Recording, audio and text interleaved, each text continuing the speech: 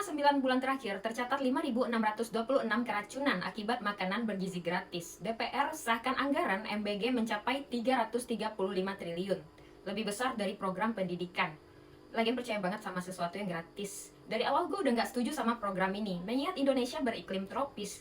Makanan cepat sekali basi. Lain hal kalau program ini dijalankan dari dapur-dapur sekolah, atau kantin-kantin dari pihak sekolah. Tapi konten gue diserang habis-habisan sama bazar dan masyarakat yang gila bansos dan haus bantuan. Pemerintah kalau niat ngebantu akan mengentaskan kemiskinan dengan memberi peluang kerja bagi orang tua si anak, memajukan pendidikan dan memberi sentuhan pada fasilitas pendidikan agar jauh lebih baik manfaat yang dirasa, agar generasi bangsa cerdas, nggak cuma isi perut tapi juga isi kepala. Tapi negara ini kan mempertahankan sistem feodalisme, di mana makin ngemis ke mereka dan mereka suka itu. Makin gak punya daya juang sehingga kehadiran mereka bagaikan malaikat di tengah gurun pasir kemiskinan. Kedengarannya sih mulia ya, baik banget gitu. Pas dengar 5.626 orang keracunan dari program MBG ini, bukan lagi soal telur busuk makanan basi, tapi sistem di balik ini.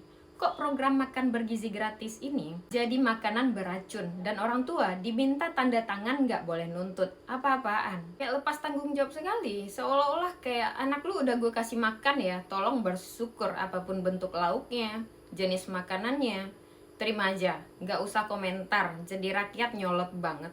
Program yang harusnya demi nutrisi anak malah nganterin bocah-bocah yang ingin belajar biar nggak nerusin bobroknya birokrasi pemerintahan akhirnya ke rumah sakit. Akibat keracunan massal, apakah ada niat jahat yang ditutupi pakai embel-embel bantuan rakyat? Dari laporan Nur Hadi, anggota DPR, ada 5.000 dapur MBG yang terdaftar tapi nggak punya bangunan fisik. Jadi masaknya selama ini tuh di mana? Di imajinasi. Daftar dapurnya resmi, tapi bangunannya tuh nggak ada. Emang ya, yang merasa punya negara bisa sesukanya? Apa dapur itu dimiliki anggota DPR sendiri selaku pembuat kebijakan? Lo yang bikin aturan, lo juga yang punya usahanya. Lo bikin anggaran, dan lo juga yang tarik duitnya. Kayak ada something wrong. Misal kayak ada kecopetan terus ada superhero. Superhero-nya juga punya kepentingan. Gue gak mau dituding provokator, silakan kalian pikir sendiri. Masalahnya ini gak sekali dua kali. Korbannya udah ribuan. Masih mau lanjutin atau evaluasi? Atau hentiin aja? Dan buatlah program yang benar-benar menguntungkan rakyat jangka panjang. Rakyat bukan sapi perah yang cuman cukup dikasih makan. Koreksi kalau benar.